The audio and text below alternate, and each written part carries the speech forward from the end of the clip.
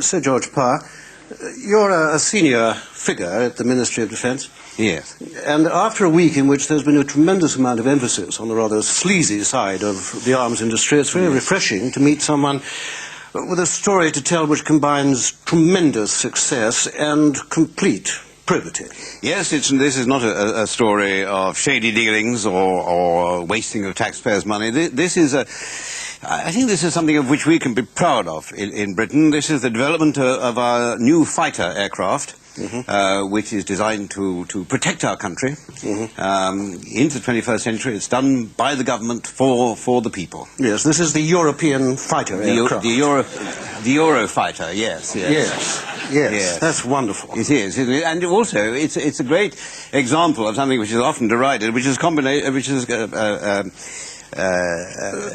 European allies have got together to build this. That's right. To build this aircraft. Yes, sorry. And that's a tremendous achievement in itself. Yes. Isn't it? It is a tremendous achievement. Yes. And I think, that we're at the cutting edge. The Germans, the British, and ourselves have got together. No, sorry. The Germans, the British, we're the British, aren't we? You're the British, yes. We're the British, and the British, the Spanish, the Italians, and the Germans. We've all got together, and for 15 years, we have been developing this wonderful new aircraft, which is going to cost £32 billion, and when it's finished, if it ever is finished, it will be the world's most advanced military aircraft. And can you tell me something about the way that this cooperation works? I mean, who actually does what? Each country makes a different part of it.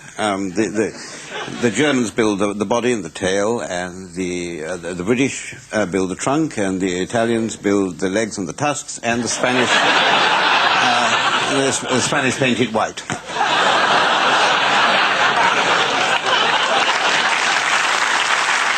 I'm sorry. I don't know why I said that. I'm sorry, so I can't be right. Do you mind if I have Jumbo on my knee, because he makes me think straight, Yes. Don't you, Jumbo? Yes. He said yes. You probably didn't hear him, did you? No, I didn't. No. He was speaking elephant. He speaks elephant language, yes. Only we in the Ministry of Defence understand. No, actually, the real story is... I'll put you down, Jumbo, if that's all right. The real story is that we build... The United Kingdom builds the front fuselage and half the right wing. The Germans build the centre fuselage and the tail fin. The Italians build the left wing and half the rear fuselage. And the Spanish build the other half of the right wing and the other half of the rear fuselage. You're making this up. No, I'm not making it up. No, this actually is the truth. That is the truth. Isn't that right, Jumbo? Yes. She says it is.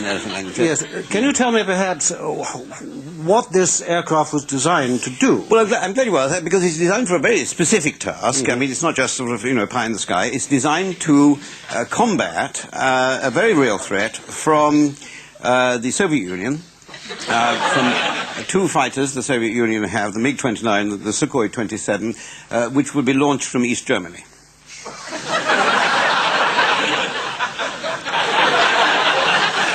Might it be objected that East Germany doesn't exist anymore? That's a rather negative and nitpicking attitude, if I may say so. I think we should look at the big picture here. I mean, this is going to be, when it goes into service, when it starts being built in 1996, it's going to be a wonderful aircraft. It's going to be much of a match, I think, for anything the Soviet Union can throw at us. I don't want to nitpick again. No. The Soviet Union doesn't exist either, does it? Well, no, neither does the Eurofighter yet, so we're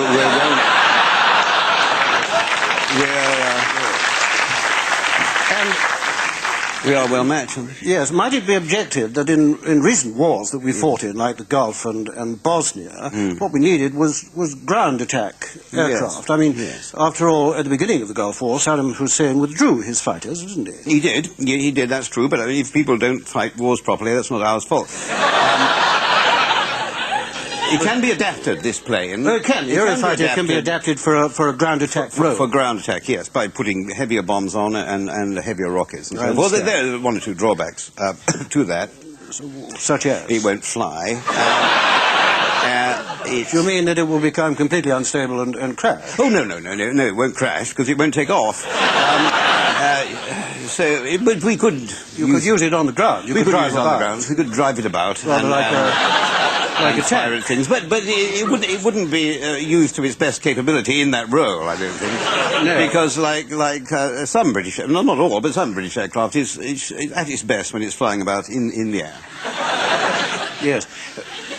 And might it further be objected that now there isn't a threat from the Soviets, that this aircraft is already rather out of date? Well, no, it can't be out of date. It hasn't been built yet. I mean, it will only be out of date once it's built. Yes.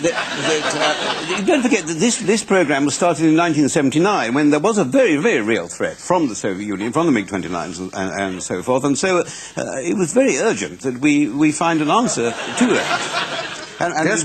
we did. It was definitely. Yes. We did find it. I mean, you can't just snap your fingers and get a very sophisticated weapon here. It takes time, and particularly when there are 4 countries coming together. I mean, there are unforeseen problems. Yes, technological. Yes. Like, I mean, it turned out we don't all speak the same language, for example. That's very true. Yes, and there are things like when we put the 2 halves of the right wing together, we found that we'd use inches and the Spanish should use centimetres, and so our half is twice as big as their half. Yes, of course it would be. There are other tensions within the Allies too. I believe the Germans are thinking, even at this moment, of pulling out altogether. Yes, they're thinking of doing that, but we could still go ahead. I mean, we could try and bolt the rear fuselage straight onto the front fuselage without having the middle bit or the tail fin. I mean, it would be cheaper if we did that. It would be much cheaper. Yes. And shorter. Yes, we wouldn't need. Yes. We need smaller hangars. Well, that's very true. Yes, that's very true. Yes. But even if by some miracle this aircraft actually did get off the ground, the point remains that it doesn't have an enemy to fight. No, well, does it? No, but this costs £45 million, you know, this plane. So, I mean, we don't want people shooting at it.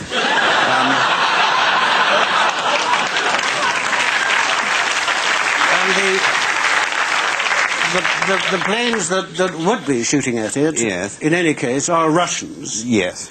And the Russian Air Force is now our ally, isn't it? That's perfectly true, yes. But we have discovered, intelligence soldiers, unfortunately, I'm sorry to say this, but the Russians have, in a rather sneaky and underhand manner, been selling this plane to, well, anybody who would buy it, really. So that they could fall into the hands of crackpot dictators, terrorist states, and we'd have a threat from them, which the Eurofighter can counter. Have they actually sold it to anyone at the moment? Oh, yes. Oh, they have? I mean, just to name one, because there is only one, Malaysia. I see. Yes. But Malaysia is an ally of ours, isn't it? Yes, that's true. But one thing, Malaysia is a heavily armed country. We know that because we've sold them the arms. And they're very volatile little people. Yes. And anything upsets them. I mean, they got very upset just reading the Sunday Times last year. So you can foresee a time when there would be aerial combat between the Eurofighter and, say, the MiG-29 over Malaysia. Not over Malaysia, no, because the Eurofighter can't fly that far.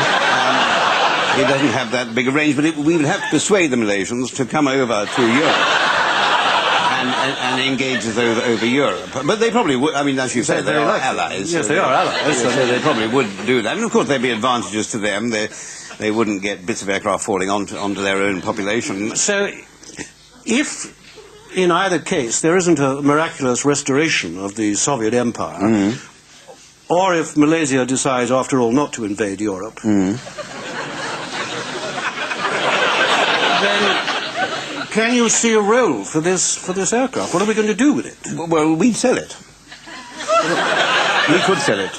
Well, I thought you said that selling things like this was sneaky and underhand and uncivilized. That's if the Russians sell it. If we sell it, it's exports. Of course it is. Of course it is. And who would we sell it to? I don't mind anybody. Sort of anybody who'd like it, really. Any kind of mad African dictator. I mean, they wouldn't have to be African. They would have to be mad, though, to buy. Sir George Parr, thank you very much indeed. It's a pleasure. Thank you. Thank you.